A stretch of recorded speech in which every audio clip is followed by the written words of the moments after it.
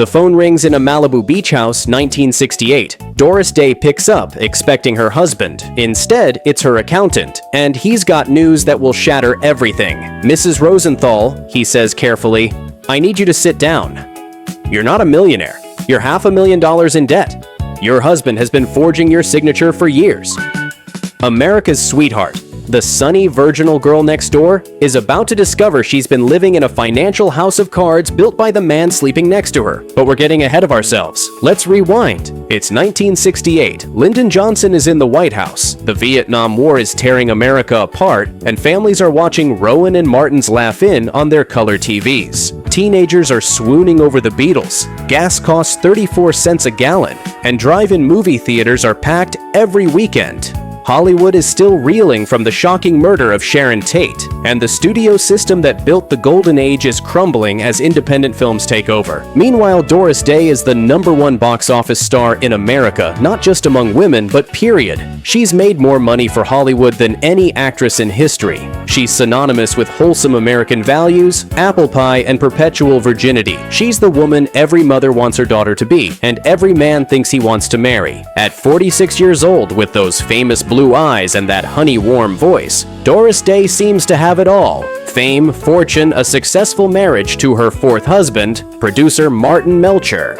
The tabloids call her marriage the perfect Hollywood union. She's just wrapped filming with 6 You Get Egg Roll, and she's looking forward to finally retiring from the exhausting pace of making movie after movie. What could possibly go wrong? When most people think of Doris Day today, they picture the sunny blonde singing,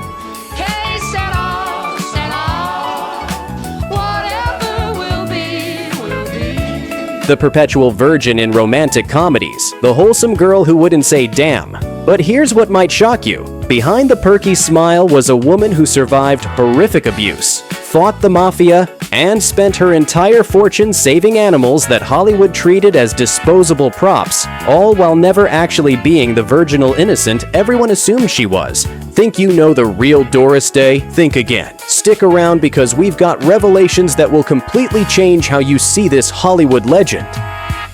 Truth number 1. The financial betrayal. Let's go back to that devastating phone call. For 17 years, Doris Day had been married to Martin Melcher, and she trusted him completely. She didn't look at contracts. She didn't check bank statements. Martin handled the business while she worked herself to exhaustion, making movie after movie, recording album after album. She was the family breadwinner, and she assumed Martin was protecting her fortune. Here's the kicker. Martin Melcher had given Doris's entire career to a lawyer named Jerome Rosenthal. Not just her money, her actual career. Rosenthal and Melcher had signed contracts committing Doris to a CBS television series she'd never heard of, locked her into years of work she never agreed to, and invested every penny she'd earned into a Texas hotel scheme that was essentially a Ponzi scheme. But wait, it gets even more brazen. In April 1968, Martin Melcher died suddenly of an enlarged heart. Doris, devastated, was planning his funeral when the phone rang with that life-altering news. Her accountant had been digging through the books and discovered the truth. The woman who'd been Hollywood's top box office star for years was now broke and contractually obligated to work for free to pay off debts she didn't create. Talk about devastating. She'd just lost her husband, and now she discovered he'd been systematically stealing from her for nearly 2 decades. The real shocker? Martin had been planning to divorce her and keep everything. The only thing that saved Doris was his death. She sued Jerome Rosenthal for $22 million, one of the largest lawsuits in Hollywood history at that time. The case dragged on for years. She eventually won a settlement, but legal fees ate up most of it. And that television series she never wanted, she was contractually forced to do it anyway, which became The Doris Day Show, running from 1968 to 1973. "I haven't got a cent," she told reporters in 1970, tears in her eyes. "I'd always thought I was set for life, that I'd never have to worry. I was the world's most naive woman." But this wouldn't even be her most devastating betrayal. To understand how someone could be this trusting, go back to the beginning. Truth 2. The abusive first marriage. Doris Day wasn't born Doris Day. She was born Doris Mary Ann Kappelhoff on April 3, 1922, in Cincinnati, Ohio, a working-class Catholic girl whose father was a music teacher and choir master. Her mother, Alma, pushed Doris towards stardom from childhood. At 13, Doris was a talented dancer, heading to competitions and dreaming of Hollywood. Then in October 1937, a car accident shattered her right leg. The doctor said she'd never dance professionally again. Stuck in bed for over a year, she started singing along to Ella Fitzgerald records. Her mother noticed she had a real voice. At just 16 years old, in 1940, Doris met a 23-year-old trombone player named Al Jordan while singing with Barney Rapp's band in Cincinnati. At first, she wasn't interested. She told her mother he was a creep, and she wouldn't go out with him. But Jordan was persistent, and eventually she agreed to let him drive her home after shows. They married in March 1941 when she was just 19. Here's where it gets absolutely horrifying. Just 2 days after the wedding, Jordan grew furious after he saw her giving a bandmate a kiss on the cheek as thanks for a wedding present. He struck her in the face. It was the first time, but it wouldn't be the last. Al Jordan was violently, physically abusive. He had schizophrenia and pathological jealousy. He'd beat Doris for perceived slights, talking to other musicians, smiling at audience members, wearing dresses he thought were too revealing. When she became pregnant just 2 months into their marriage, his violence escalated. When Day became pregnant and refused to have an abortion, Jordan beat her viciously in an attempt to force a miscarriage. He gave her pills and made her put her feet in scalding water, trying to induce an abortion. Throughout her pregnancy, he continued beating her. At 8 months pregnant, he dragged her around their room, knocking her against walls, leaving her body badly bruised and cutting one of her eyes. On one terrifying occasion, while they were driving on a winding mountain road, Jordan accelerated to 110 miles per hour, screaming that he wanted to kill them both. "What's there to live for? So you can make a fool of me, you and that baby of yours," he yelled.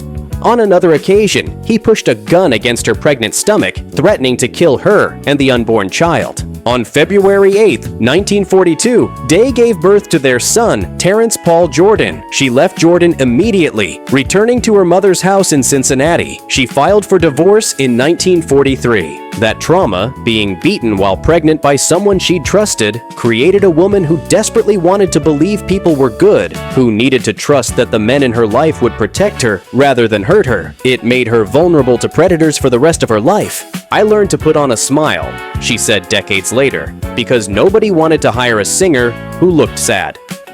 Years later, in 1967, Al Jordan killed himself with a gunshot to the head. That defiant survival instinct would define her entire life, but the danger to her son was far from over.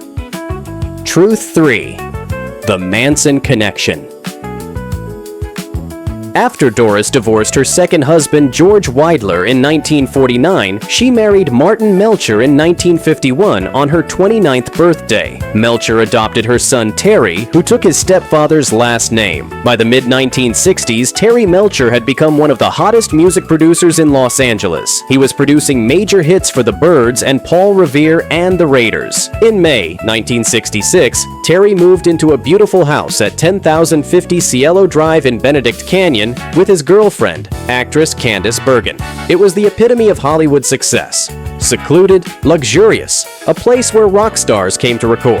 They lived there until January 1969. During this time, Terry met Charles Manson through Dennis Wilson, the drummer for the Beach Boys. Wilson had picked up 2 hitchhikers who turned out to be Manson followers. Through Wilson, Terry was introduced to Manson, who fancied himself a musician and desperately wanted a record deal. Terry went to see Manson and his family perform at the Spahn Ranch. He was considering signing Manson to a record deal. After watching the performance, Terry decided against it. Later, he told police he wanted to leave as soon as he arrived at the ranch. He felt there was no talent and there was something seriously wrong with Manson. Here's the kicker. Terry turned Manson down. Charles Manson didn't handle rejection well. By February 1969, Terry had moved out of the Cielo Drive house to live with his mother in Malibu. The new tenants were director Roman Polanski and his pregnant wife, actress Sharon Tate. Manson visited 10,050 Cielo Drive in March 1969, looking for Terry Melcher. The property owner, Rudolph Altobelli, was on the premises and informed Manson that Melcher had moved out in January. Manson allegedly saw Sharon Tate at the house during this visit. On August 9, 1969, members of the Manson family broke into 10,050 Cielo Drive and murdered everyone inside. Sharon Tate, who was 8.5 months pregnant, and 4 others. Charles Tex Watson later said they knew Terry had moved out, but many investigators believe Manson targeted the house in part because it represented the entertainment industry that had rejected him. Doris Day was filming in Europe when she heard the news. She immediately called Terry, frantic.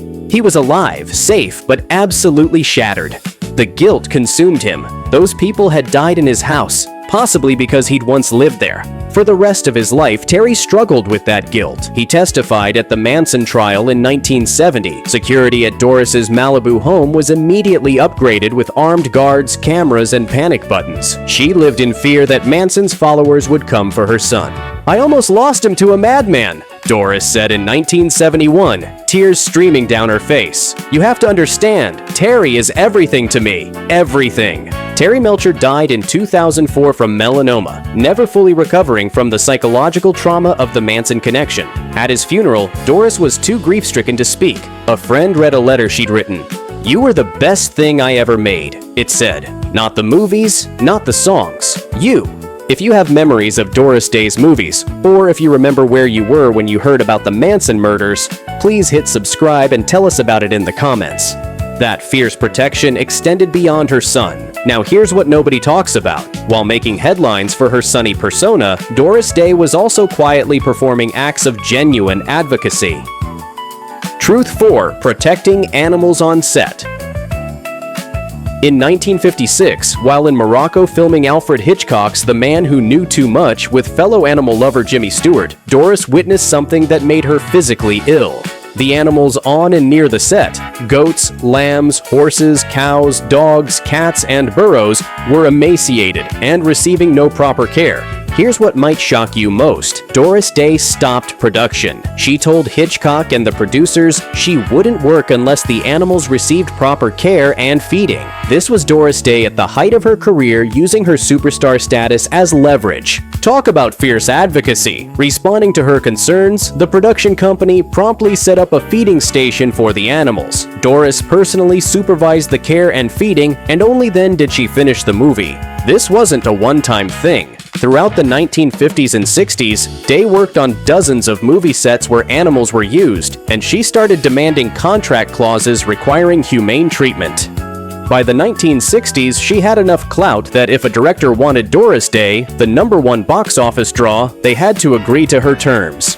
The real kicker? In 1971, she co-founded Actors and Others for Animals. In 1978, she founded the Doris Day Pet Foundation, which later became the Doris Day Animal Foundation. She wasn't just writing checks. She was fostering animals at her own home, leasing kennel space, providing veterinary care, and finding loving homes for hundreds of animals with the help of volunteers. People would drop unwanted animals over her front gate. Others would wait outside her house and hand them over. She became affectionately known as the dog catcher of Beverly Hills. If you saw Doris on the street or at the studio, chances are you'd end up with photos of some homeless cat or dog she was sponsoring, and then she'd actually come over to inspect your house to make sure you were up to taking care of them. But Doris knew it wasn't enough. She needed to address the root cause of homeless pet overpopulation. In 1987, she formed the Doris Day Animal League, a national lobbying organization whose mission was to reduce animal suffering through legislative initiatives. She testified before Congress. She lobbied politicians. She used her wholesome image as a weapon. In 1995, Doris and the Animal League founded Spay Day USA, now known as World Spay Day, an annual event that has spayed and neutered millions of animals since its inception. "I spent my whole life being told what to do, what to wear, what to say," she reflected in 1995. "Working for animals was the first time I got to make my own choices." Speaking of choices, here's something absolutely wild that most people get completely wrong about her. Truth 5. The Virgin Myth. Here's the common belief about Doris Day. She was the eternal virgin, the wholesome prude who refused to do anything remotely sexual on screen. The world's oldest virgin, as critics called her. Now here's the truth that'll blow your mind. That image was almost entirely manufactured by Hollywood publicists and studio executives. Doris Day herself found it ridiculous. In 1959, she starred in Pillow Talk with Rock Hudson, the movie that cemented her virginal image. She was 37 years old, had been married 3 times, had a grown son, and had lived through abuse, divorce, and romantic chaos. Yet the film, a sophisticated sex comedy about a career woman and a Playboy songwriter, somehow established her as Hollywood's symbol of chastity. "I knew Doris Day before she was a virgin," Oscar Levant famously quipped. Here's the kicker. Doris Day herself addressed this in her 1976 book, Doris Day, Her Own Story. "My public image is unshakably that of America's wholesome virgin, the girl next door, carefree and brimming with happiness," she wrote. "An image, I can assure you, more make-believe than any film part I ever played, but I am Miss Chastity Belt, and that's all there is to it." About her character in Pillow Talk, she said, "I was a businesswoman. I don't think I was a virgin. I went off to the country with him and I probably would have succumbed, except that I found out he was a phony and ran away." The real explanation, her publicists and studios deliberately crafted the girl next door image because it was more marketable in conservative 1950s America. They made her wear high-necked dresses in publicity photos. They fed stories to gossip columnists about her old-fashioned values. They scrubbed her past, the abusive first marriage, the working-class background, the years singing in nightclubs. But that doesn't mean Doris wasn't genuinely extraordinary, because as a person and performer, she absolutely was. She had genuine warmth, a spectacular voice, undeniable comedic timing that earned her an Oscar nomination for Pillow Talk, and a work ethic that put most of her co-stars to shame. The hidden cost of that image? Doris felt she could never be publicly honest about her real relationships, her real opinions, or her real self without destroying the brand that employed thousands of people. She was trapped playing Doris Day even when the cameras weren't rolling. But her most extraordinary transformation had nothing to do with her manufactured image and everything to do with a cause that consumed the second half of her life. Truth 6. Living for the animals.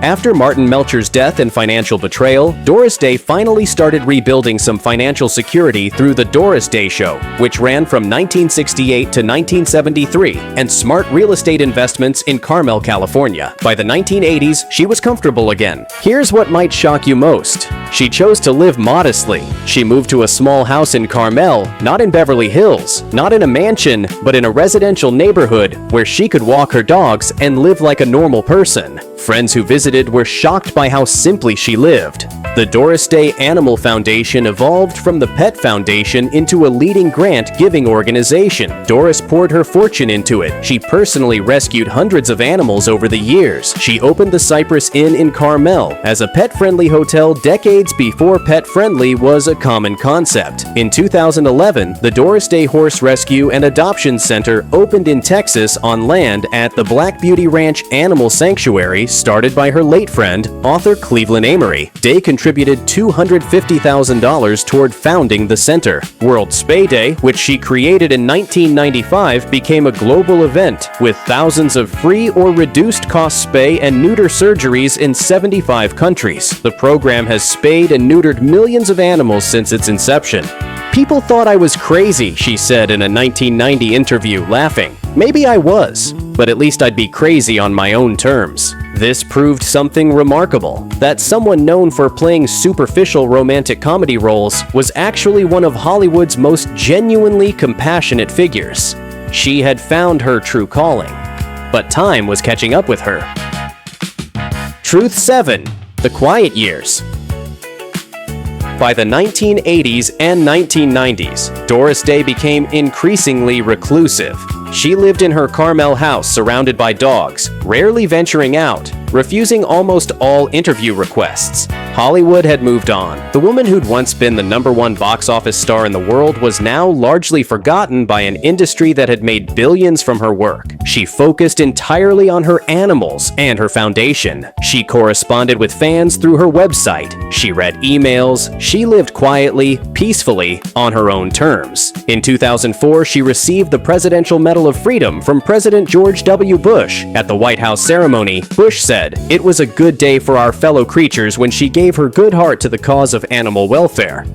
In 2011, at age 89, she released My Heart, an album of previously unreleased recordings produced by her late son Terry. It reached number 12 in the US and made her the oldest artist to score a UK top 10 with an album featuring new material. In a rare 2008 interview, she spoke with painful honesty. "I gave Hollywood everything. My youth, my voice, my trust, and Hollywood took it all and then forgot I existed. The only thing that didn't disappoint me was my animals."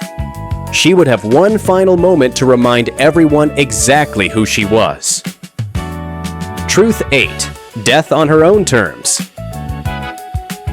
On May 13, 2019, Doris Day died from pneumonia at age 97 in her Carmel home, surrounded by a few close friends and her beloved dogs. She had been in excellent physical health for her age until contracting pneumonia, but here's what makes it quintessentially Doris.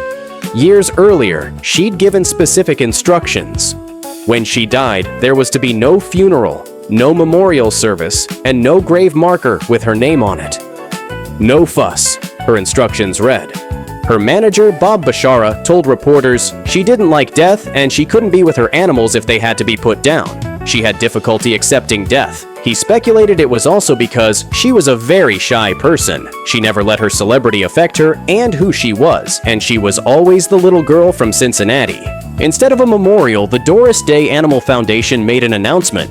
Friends and fans wishing to remember Doris Day were encouraged to visit the foundation's website and make donations to continue her work. Here's the kicker. The foundation received over $2 million in donations in the week after her death, more than they'd ever received in a single month. Her death became one final act of advocacy for the cause she actually cared about. A posthumous auction of 1,100 of her possessions in April 2020 generated $3 million for the foundation. The reaction from those who knew her real story was telling. They cried, yes, but they also laughed. Because of course, Doris Day would refuse to have a funeral. Of course, she'd turn her own death into a fundraiser for animals. Of course, she'd find a way to control the narrative one final time after spending her career being controlled by others. Doris Day was known for her on-screen girl next door image and her distinctive singing voice. Read her official obituary.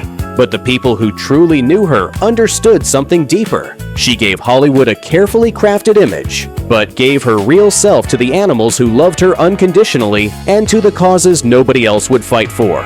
Which of these surprising facts about Doris Day shocked you most? Was it the financial betrayal that left her nearly bankrupt after being the highest paid actress in history? The Manson family connection through her son Terry that haunted them both for decades? The fact that the Eternal Virgin was actually trapped by a manufactured image and found it absurd? Or that she gave away her rebuilt fortune to animal welfare while living modestly in a small coastal town? Let us know in the comments what caught you completely off guard. We'd love to hear your thoughts about this incredible, complicated, unforgettable Hollywood legend who was so much more than the sunny smile America thought they knew.